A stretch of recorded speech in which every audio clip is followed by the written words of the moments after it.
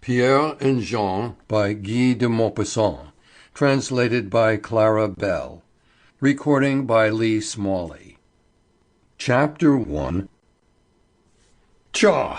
exclaimed old Roland suddenly, after he had remained motionless for a quarter of an hour, his eyes fixed on the water, while now and again he very slightly lifted his line sunk in the sea.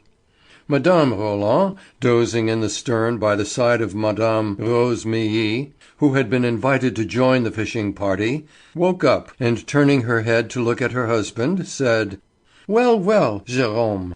And the old fellow replied in a fury: "They do not bite at all. I have taken nothing since noon. Only men should ever go fishing. Women always delay the start till it is too late." His two sons, Pierre and Jean, who each held a line twisted round his forefinger, one to port and one to starboard, both began to laugh, and Jean remarked: "You are not very polite to our guest, father." Monsieur Roland was abashed and apologized. "I beg your pardon, Madame Rosémilly, but that is just like me.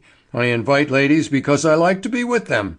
And then, as soon as I feel the water beneath me, I think of nothing but the fish." Madame Roland was now quite awake, and gazing with a softened look at the wide horizon of cliff and sea. "You have had a good sport all the same," she murmured. But her husband shook his head in denial, though at the same time he glanced complacently at the basket where the fish caught by the three men were still breathing spasmodically, with a low rustle of clammy scales and struggling fins, and dull, ineffectual efforts, gasping in the fatal air.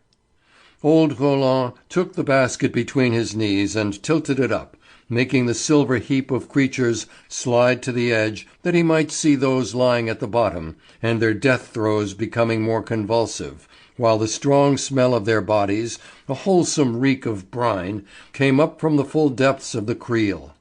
The old fisherman sniffed it eagerly, as we smell at roses, and exclaimed: "Christi, but they are fresh enough!" And he went on: "How many did you pull out, doctor?" His eldest son, Pierre, a man of 30, with black whiskers trimmed square like a lawyer's, his moustache and beard shaved away, replied: "Oh, not many, 3 or 4." The father turned to the younger. "And you, Jean?" said he. Jean, a tall fellow, much younger than his brother, fair, with a full beard, smiled and murmured: "Much the same as Pierre, 4 or 5." Every time they told the same fish. Sample complete. Ready to continue?